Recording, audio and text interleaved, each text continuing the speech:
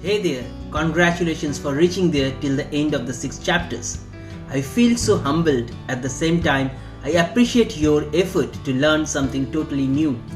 I appreciate you for your courage to shun away your weakness and fear and taking up the challenge to draw.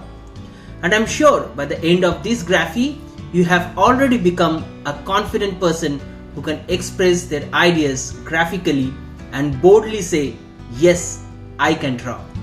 So as I had promised at the beginning of my graphy, visual doing for those who say they cannot draw, that after we complete the 6th chapter, we will have one bonus chapter where we will create some inspirational posters. So here it is. In this chapter, which is the bonus chapter, we will learn to create not some but many inspirational posters. In this chapter, I will be more behind the scene and will be creating more of drawings. So less of me and more of illustrations. Okay?